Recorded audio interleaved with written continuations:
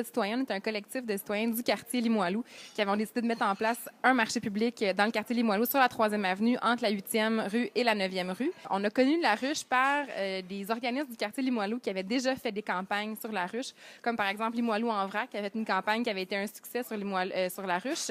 Donc, on a regardé un peu ce qui s'était fait. On a vu que ça fonctionnait bien, que les gens embarquaient aussi dans ces projets-là.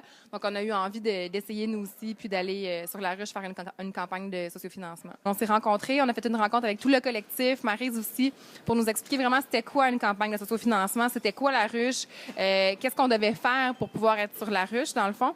Et donc, ça a été une super rencontre. On est sortis de là, tout le monde super motivé, parce que c'était vraiment, là, ça devenait concret, ce projet-là. Avec les conseils qu'on a eus, c'était vraiment génial. Les gens du SN40 ont été fantastiques avec nous. Ils ont embarqué dans le projet. Ils se sont mis à avoir plein d'idées pour nous autres. Puis ça a été vraiment comme une espèce de laboratoire créatif, cette soirée-là, qui nous a donné vraiment plein d'idées puis de nouvelles avenues, si je peux dire, pour mettre le marché sur pied, mais aussi pour vendre l'idée du marché, parce qu'avec la ruche aussi, il y a une grande part de publicité là-dedans. Aussi, là, en plus de l'argent qu'on récolte, en plus du fait que les gens s'approprient le projet, il y a vraiment une part de publicité très, très importante là-dedans. Là. Le momentum de notre campagne, nous, a été vraiment pendant la première semaine de campagne. Dans le fond, on a eu, après une journée, on avait 50 de ramassés. Donc, la première journée a été un gros succès. Puis pour nous, ça a été un moment super fort.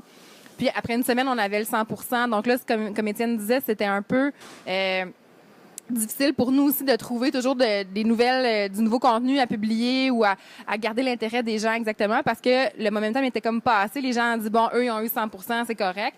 Donc, malgré tout, on a quand même réussi à atteindre 140 de ce qu'on voulait. On a eu 2000 $ de plus, donc c'est génial. C'est beaucoup plus que ce qu'on s'y attendait.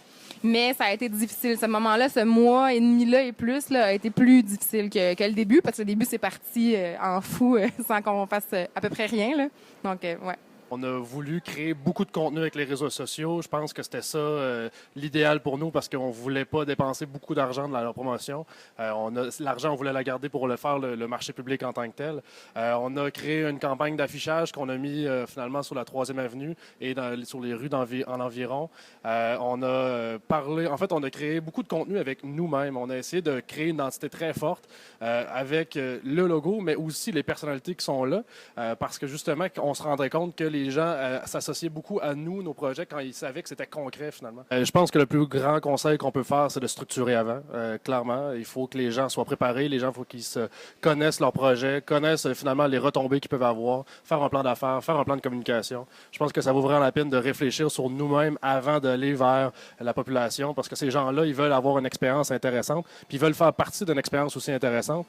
Puis justement, si les gens sentent qu'ils sont dans un projet qui sont un peu plus boboches ou qu'il n'y a pas de réflexion derrière, bien, je pense que les gens ne s'attacheront pas à ce projet-là. Puis justement, c'est exactement le contraire qu'on veut. C'est que les gens s'impliquent et s'intègrent finalement dans un projet qui est le plus portant possible. Tout ce qu'on voit vraiment, c'est que les gens de Limoilou se sont appropriés le projet de marché public par la ruche. Vraiment, ça a été... Maintenant, c'est leur projet, c'est leur marché. Le marché de Limoilou, c'est à eux. Ils ont contribué. Ils se sentent vraiment partie prenante de ça.